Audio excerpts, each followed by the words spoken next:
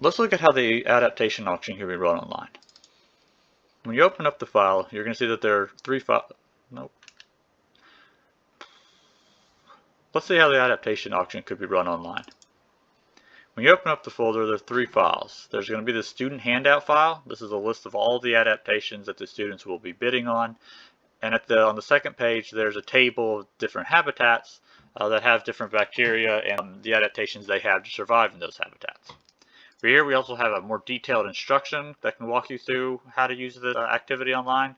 And we also have an adaptation auction spreadsheet. And that's really what you're going to engage with the most while you're running this activity. So let's take a look at it.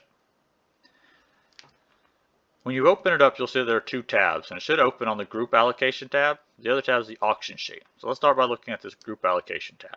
The way this is set up is that we have all the habitats that you might add your students to already available here, and you can come in before class or at the beginning of class and put students' names and sign them to each one of these groups. We recommend 2, but if you have a big class, you can do 3 or 4 students in each group.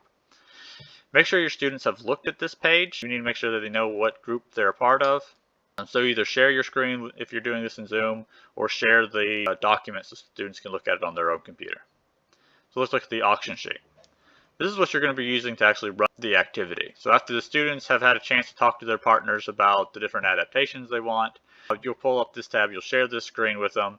Over here you can see all the different adaptations that are going to be auctioned off. And on this column, you can see the descriptions of them. So if you want to read the descriptions before you auction them, it's here sort of as a reference to you and the students. I'll show you in the next segment of this video, I'm going to show you how this game is actually run with some of my colleagues. So let's take a look at it. We're going to be auctioning off the gram-positive adaptation. This is the thick cell wall that has these layers of urine. They're really rigid, and it helps you withstand high salt content, especially on the skin. Can I get bids from everybody? Okay. So right now, Liz has a 200 bid. Val, do you want to increase your bid? Do you want to go up to 300? Yes. Great. And Liz, do you want to go to 400? Nah. Great. And so Val, you're a part of the lung team. Is that correct? Yes. Great. So I'll put in 300 there. Oops. I'll put in 300 here. And you'll notice that her budget goes down, so it's easy for her to keep track of how much she has left whenever she's bidding on other things. Now we're going to do the gram-negative level. Can I get bids from everybody, please?